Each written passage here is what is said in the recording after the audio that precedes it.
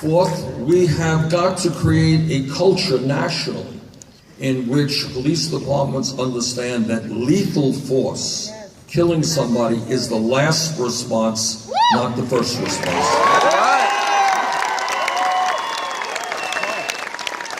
If we're going to reduce the number of people who end up in jail, we have got to end private corporate ownership of jails and detention centers.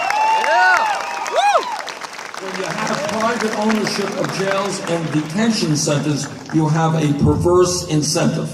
I make more money by locking you up, right? The more people that come into my jail, the more money I make. That is not what we want to see. Exactly. What we also have to do, in my view, is to take a new look at the so-called war on drugs. Yeah. What does that mean? Here's what it means. And I didn't know this, I got to tell you, until I began running for president. But the truth is that in the last 30 years, millions of Americans have received police records as a result of being arrested for possession of marijuana.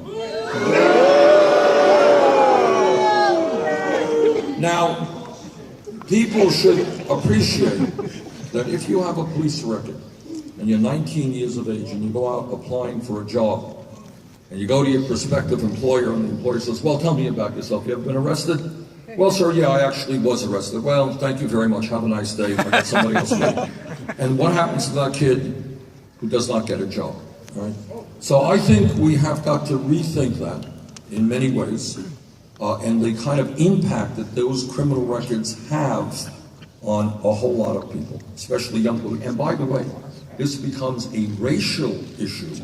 A lot of people don't know this. It turns out that according to a number of studies, whites and blacks do marijuana at about equal rates. But right. Blacks are 4 times more likely to be arrested than whites.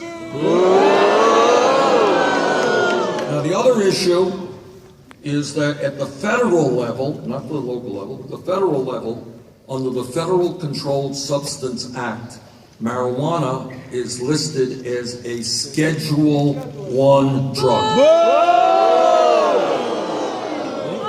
Right next to heroin.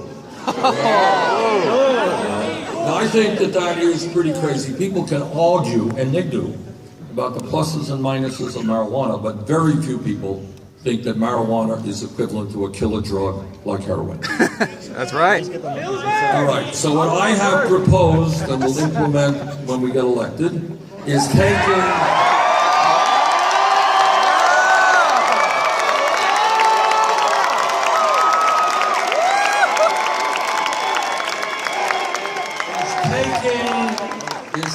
marijuana out of the Federal Controlled Substance Act. Whether marijuana becomes legalized or not is, as you all know, up to the states. Yes. State issue. 4 states in the District of Columbia have legalized it.